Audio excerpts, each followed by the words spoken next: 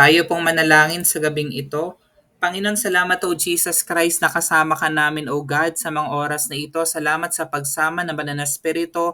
Salamat na kayo pong aming tagapagturo. Panginoon, kayo ang patuloy na gumagabay sa bawat isa po sa amin, Lord God, sa lahat ng mga issues, sa lahat ng mga concerns namin, mga prayer requests namin, Panginoon. Salamat na patuloy niyo po kaming kinakatagpo, O Father God. And we pray na patuloy nga na ang grasya, ang biyaya na nanggagaling patuloy na mag-abound sa bawat isa po sa amin, Panginoon God. At patuloy nga na sa lahat ng aming ginagawa, kayo po ang siyang maparangalan. Sa inyo pong papurit pagsamba sa pangalan ni Jesus. Amen. Ayan, sa ating ika-100th, yan, praise God, naka-100 na po tayo na online Bible study topics. Ang pag-aaral natin tonight, Future Grace, the Assurance of Grace in Eternity. Yan, so napakahalaga na patuloy nating ina-acknowledge ang biyaya ng Diyos na hindi lang palang biyaya ng Diyos ay patungkol sa nakaraan, patungkol sa pangkasalukuyan, kundi ang grace ng Panginoon nag-extend even sa eternity. Kukuhanin po natin yung ating main text sa 2 Corinthians chapter 4 verses 17 to 18 followed by Revelation chapter 21 verse 4. Yan. So ito yung ating objectives for tonight. Una, we would like to explore the hope and assurance that grace provides for the future. Kasi 'di ba hindi naman natin anticipated what will happen in the future. Pero dahil andun yung ating pananampalataya sa Panginoon, andun si Jesus Christ, we are assured, meron tayong pag-asa na the grace of the Lord will always be available for us in the future kahit uncertain tayo what will happen next. Yung pangalawang objective natin, comfort those facing trials with the promise of eternal glory. Yan, so ito napakaganda nitong pangalawa. Kanina nga lang umaga meron nag-chat sa akin na meron lang daw siyang personal na kinakaharap sa ngayon at hindi rin niya maintindihan what's happening sa kanyang paligid. Kaya gusto muna niya mapag-isa. So sabi ko sa kanya, if kailangan mo ng prayer, so ipagpe-pray kita. So just communicate with me kung may mga concerns ka. So di ba maraming tao na ganun. May mga tao na humaharap sa mga different trials in life. So tayo dapat makakahanap tayo ng comfort kasi nga meron tayong assurance na andun yung pag-ibig ng Diyos sa bawat isa po sa atin no matter what. Pangatlo, encourage a forward-looking perspective rooted in God's grace. Yan. So again, dapat kahit hindi nga tayo certain what will happen in the future, pero looking forward tayo na yung grace ng Lord, yung biyaya ng Diyos will always be available for us. So sabi ng 2 Corinthians chapter 4 verses 17 to 18, for our light and momentary troubles are achieving for us an eternal glory that far outweighs them all. So we fix our eyes not on what is seen, but on what is unseen. Since what is seen is temporary, but what is unseen is eternal. Ang ganda ng verse, ang bahagya daw at panandalian na kapighati ang dinaranas natin ngayon ay magbubunga ng kagalakang walang hanggan at walang katulad. So maring at this moment, marami kang pinagdadaanan. 'Di ba may mga problema ka sa buhay, maaring problema sa relasyon, problema sa pera, problema sa budget, ayan, problema sa pamilya, ayan. Sabi dito lahat daw yan ay panandalian lamang. At yung mga trials na yan, dumadaan sa atin kasi magdudulot sa atin yan eventually ng joy. Kaya't dapat ang paningin daw natin ay nakatuon sa mga bagay na hindi nakikita at hindi sa mga bagay na nakikita. Ibig sabihin din, yung mga bagay na nakikita, yung current situation mo, maring sasabihin mo, mayaman ba talaga ako? Kung mayaman ako, bakit wala akong ganitong resources? So, hindi ka dapat nakatingin sa mga bagay na iyong nakikita, kundi sa mga bagay na kayang ibigay sa iyo ng Diyos na ating pinaglilingkuran. Sapagkat panandalian lamang ang mga bagay na nakikita, ngunit walang hanggan ang mga bagay na hindi nakikita. Yan, yung katulad ng ginagawa natin right now, patuloy tayo nag-worship sa Panginoon, nakikinig ng salita ng Diyos. Ito yung mga bagay na hindi pa natin nakikita ngayon yung benefit. 'Di ba? Pero nagtitiwala tayo sa Panginoon na habang lumalago tayo sa pananampalataya sa Kanya, habang lumalalim tayo sa relasyon sa Panginoon, patuloy na andun yung provision, yung favor, yung blessing, yung pag-asa na nanggagaling sa ating Panginoong Heso Kristo. Sabi nga ng Revelations chapter 21 verse 4, He will wipe away every tear from their eyes. There will be no more death or mourning or crying or pain, for the old order of things has passed away. So just like this recently, yung aking pinsan, he passed away, di ba?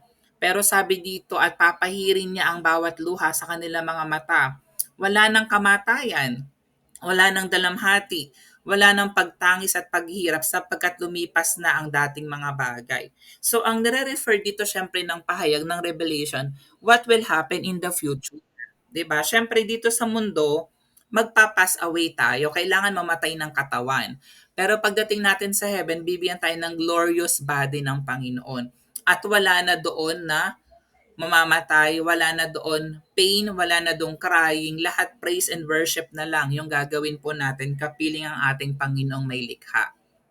So 5 points ang gusto kong ituro sa atin tonight. Point number 1, our troubles and eternal glory. Sa binasa nating verse kanina, ang nagsulat nito ay si Apostle Paul. He reminds us that our current troubles are light and momentary when compared to the eternal glory awaiting for us. Ito lagi ko nga itong sinasabi. Kung titingnan mo sa whiteboard, yung ating buhay dito sa mundo, tuldok lang yon ng marker. Pero yung entire wall ng whiteboard, yun yung buhay na walang hanggan. Kaya nga nakakalungkot, marami mga tao hindi nag invest sa buhay na walang hanggan. So they're not concerned. Saan sila pupunta after death? Pupunta ba sila ng langit? Pupunta ba sila ng impyerno? Kaya nga lagi kong sinasabi, dapat yung ginagawa natin dito sa mundo, investment yon kung saan ka pupunta in the future. So what we're doing right now, we are worshiping the Lord, we're listening to the message of grace of God. So ito po ay investment natin sa eternity, sa buhay na walang hanggan. So the difficulties we face in this world are temporary, but the glory that God has prepared for us is everlasting. Walang katapusan, pang walang hanggan. So our hope rests in the assurance that through grace, every trial is achieving for us an eternal weight of glory beyond comparison. So hindi ka nakatingin doon sa sitwasyon mo ngayon, hindi ka nakatingin sa problema, sa issues na meron ka ngayon, pero nakatingin ka doon sa magandang hinaharap na inihanda sa atin ng ating Panginoong Heso Kristo. Kaya dapat andun yung ating pagtitiwala, andun yung faith natin sa Panginoon. So yung point number 2 ko, still related to point number 1, fixing our eyes on the unseen. Sa mga bagay na hindi nakikita. Sabi dito si Paul, in-urge niya yung mga believers na mag-fix yung eyes not on the visible and temporary circumstances but on the unseen and eternal reality. In times of trouble, it's easy to be overwhelmed by what we can perceive with our senses. Alam nyo, totoo yan, di ba? Kapag kasi doon ka nakatingin sa current situation, na-overwhelm ka sa nakikita mo, sa nararamdaman mo, di ba? Sa naaamoy mo, 'di ba? Sa naririnig mo, no, overwhelm ka doon. Dahil doon minsan hindi tayo nakakapagpatuloy sa Panginoon. However, a forward-looking perspective rooted in God's grace allows us to focus on the eternal promises that transcend our present challenges. Always remember that our God is a faithful God. Kung ang Panginoon merong pangako sa'yo, dapat nilalakaran mo yan. Dapat tinatanggap mo yan sa buhay mo. Kasi meron kang assurance na hindi pa man ngayon, hindi pa man nangyayari right now kung ano yung ipinangako ng Panginoon, you're assured na it will come to pass. Kasi nga ang Diyos hindi sinungaling katulad ng tao, hindi nagbabago ng isip ang Panginoon. Kaya dapat nakapokus tayo doon sa pangako ng ating Panginoon. Nakapokus tayo doon sa hindi pa natin nakikita right now, pero because of our faith, naniniwala tayo na mangyayari yon sa atin. Amen. Point number 3, the end of suffering. Yan. So, yung Revelation 21 verse 4, yung binasa natin, di ba ganoon naman yung gusto natin? Naalala ko yung pamangkin ko, sabi niya, bakit daw kailangan may mga bata na mahirap? Bakit daw may mga bata na nagugutom? Eh kaya naman daw ng ating Panginoon na sila ay pakainin, 'di ba? So lahat tayong tao, iba-iba yung pinagdadaanan natin. Naniniwala ako na walang tao na walang problema. Lahat tayo merong different issues, may mga struggles in life.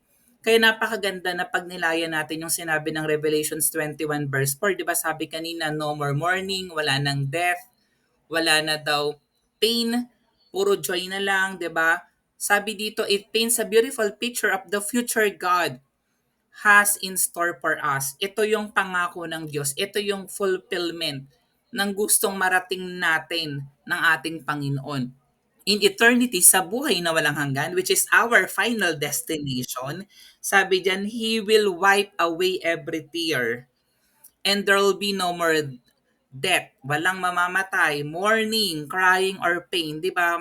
Masakit sa kalooban na mawala ng mahal sa buhay. Di ba?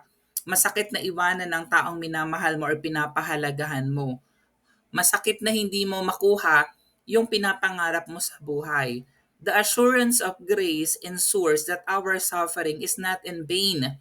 There is a day coming when all the trials of this world will be replaced with everlasting joy and peace. Alam niyo, lagi ko itong gustong emphasize sa mga Christians kasi ang daming mga Kristiyano, akala nila kapag na-born again na, kapag na kay Jesus Christ na hindi na magkakaroon ng problema. Hindi po. Walang ganong ipinangako ang Christianity. Ang assurance lang natin, kasama natin ang Panginoon. So hindi tayo nag-iisa. Kung may mga pagsubok na dumating sa buhay natin, maaring yung ibang tao may not be available for us, but the Lord Jesus Christ will always be available for us. At kahit na naglo-long supper tayo dito sa mundo, tandaan po natin na mare-replace ang lahat ng ito ng everlasting joy and peace na ipinangako ng Panginoon. Remember, tayo po ay naglalakbay lamang dito sa mundo, pero ang tunay nating tahanan is heaven. Kapiling ang ating Panginoon. Doon tayo mabubuhay ng pangwalang hanggan. Point number 4, it's a comfort for those in trials.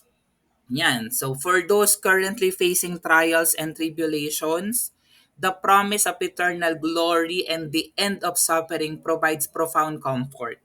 'Di ba? Ang ganda mag-look forward ng gano'n na hindi mo sasabihin kailan kaya matatapos ang mga problemang ito. Kundi sasabihin mo, alam mo na one day matatapos din ito. One day magtatagumpay ka, one day you'll become successful, and one day ikaw naman yung gagamitin ng Lord to bless others, 'di ba? So God's grace is not only present in our current circumstances but extends into our future. Alam niyo, napakaganda nun. Meron kang assurance. 'Di ba? Yung iba kailangan ng insurance para makasigurado na brighter yung future, pero tayo, meron tayong assurance kasi nga andun yung faith natin sa Panginoon. Assuring that as our perseverance in faith will be rewarded with unimaginable joy and peace. So wala pong in vain sa ginagawa natin sa Panginoon. Hindi tayo nagsasayang ng oras. Kasi maaring iniisip mo, gamitin ko na lang yung 30 minutes instead ng pag-attend ng Bible study. Pwede kang may magawa na ibang activity. Pero naging matalino ka. Pinili mo na paglingkuran ng Panginoon kasi alam mo na what we're doing is an investment to the future. Parang nagte-train tayo kung anong gagawin natin sa hinaharap kapiling ang Panginoon. And point number 5, forward-looking perspective. Our faith in God's grace enables us to adopt a forward-looking perspective rather than being consumed by the challenges of the present. Yan, kung ano mang challenges yan, kung ano mang pagsubok ang meron ka ngayon, kung hindi man ikaw yung mahal mo sa buhay, di ba? So we are called to fix our gaze on the eternal promises of God. Doon ka tumingin. Ano ba yung plano ng Diyos sa'yo? Ano ba yung pangako ng Diyos para sa'yo? So this perspective empowers us to navigate life with hope. Andun yung problema pero meron kang pag-asa. Knowing that our future is secure in the hands of a gracious and loving God. Na kahit na minsan pasaway tayo, nagkakamali tayo, on-off tayo sa Panginoon, on fire, minsan nanlalamig sa Panginoon, sabi nga lukewarm, pero tandaan mo, secure tayo sa gracious and loving God natin, ng ating Panginoong Heso Kristo. So we can always come back. Pwede tayong muling lumapit at magbalik loob sa ating Panginoon. So sa ating conclusion, yung pinag-aralan natin about future grace, it assures us that our present struggles are temporary. So again, gusto kong emphasize sa inyo kung ano man ang struggle mo ngayon, panandalian lang yan. Dadaan lang yan sa buhay mo. And God's eternal glory far outweighs any hardship we may face. Di ba minsan sinasabi ng iba, pasan ko ang buong daigdig. ako na lang lagi, 'di ba? Pero tandaan mo, God's eternal glory far outweighs kung ano man ang hardship, paghihirap na pinagdadaanan mo. So mag-look forward ka doon by fixing our eyes on the unseen and embracing a forward-looking perspective, we find comfort and hope in the promises of God. So let us hold on to the assurance of grace in eternity, knowing that our journey is leading us to a place where suffering will cease, matatapos, hihinto, and joy will reign forever. Kaya nga 'di ba yung pangako ng Lord, yung picture ng heaven, no more weeping, no more sorrow. So wala doong mga struggles, wala doong pag-aaway. Lahat tayo ay peaceful doon. Andun yung pagpipraise, pag-worship sa Panginoon. Andun yung everlasting joy and peace na nanggagaling sa Panginoon. So ito yung application natin tonight before we close with a prayer. Spend time in prayer. Kahit na may struggles ka, at minsan kapag nagtagumpay ka, mag-spend time ka rin in prayer. Yan, thanking God for the assurance of grace and eternity. So ipagpasalamat mo, hindi mo man nakukuha pa, pero pagpasalamat mo na meron tayong assurance dahil sa biyaya ng Panginoon. Pangalawa, encourage fellow believers facing trials by sharing the hope found in the scriptures. Yan, maging source of encouragement ka man din naman. Kung may mga tao na nangangailangan ng comfort, sharean mo ng Bible verse, ipag-pray mo, 'di ba? So be there, listen to them. Minsan hindi mo kailangan magsalita, katulad kanina, so I just listen kung ano yung problema, ano yung nangyari, and then I just don't speak. Mahalaga lang dun sa iba na may nakikinig sa kanila. You're available for them. Pangatlo, meditate on the eternal promises of God when confronted with challenges in daily life. Alalahanin mo, bawa, ano ba yan? Ang dami-dami kong problema. Ano ba yan? Hindi na natapos sa mga problemang ito. Ang dami-daming kailangan gawin. So mag-meditate ka. Ano ba yung pangako ng Diyos? Ano ba yung at stake? Ano ba yung eternal destination po natin? So doon ka mag-look forward. And then foster a forward-looking perspective in your faith journey, trusting in God's grace for the future. 'Di ba? Sabi ko nga, uncertain tayo. Wala naman talaga nakakalam what will happen next, what will happen in the future. Magkakaroon ba ng another COVID? Magkakaroon ba ng zombie apocalypse? Who cares? 'Di ba? Pero dapat ang care natin, we trust in God's grace. Nasasamahan tayo ng Panginoon. Mangyari man yun or hindi man yun mangyari, alam natin that the grace of God is sufficient for us. And lastly, seek opportunities to share the assurance of grace with those who may be struggling, offering them the hope found in Christ. Yan, kasi naman talaga yung pinakamahalaga eh. Kapag kasi nakilala nila si Jesus Christ, so andun yung pagtitiwala nila sa Panginoon, andun na they feel comfort, they feel love, 'di ba? Andun yung pag-asa nila. Kasi nga, yung pag-asa din naman natin ng ating Panginoong Hesukristo. So we might as well share that kind of faith to others. Salamat Panginoon sa gabing ito. Salamat Panginoon God na meron kaming assurance of your grace in eternity. Salamat sa kaligtasan, sa pag-ibig, sa kapayapaan, kaligayahan na patuloy na pinagkaloob niyo po sa bawat isa, Lord God. At talangin namin, O Jesus Christ, na patuloy naming maalala ang tinapos niyo pong gawa, yung mga pangwalang hanggan niyo pong pangako sa bawat isa po sa amin, O Father God. Hindi kami tumingin sa aming mga current situations, mga trials, Panginoon, kundi tumingin kami sa aming Diyos na pinaglilingkuran na a bigger God, a powerful God, an almighty God, a God that provides, a God that heals, Panginoon God, a God that is a lot of wisdom, Panginoon God, na pwedeng ibigay sa amin, Panginoon, sa mga oras na kailangan namin ng knowledge, Panginoon God, sa mga oras na kailangan namin ng comfort, Panginoon God, ng encouragement, O Jesus. Patuloy na andun yung trust namin, Panginoon God, sa inyo. Kaya Lord, salamat for this night. Sa inyo pong papurit pagsamba sa pangalan ni Jesus. Amen.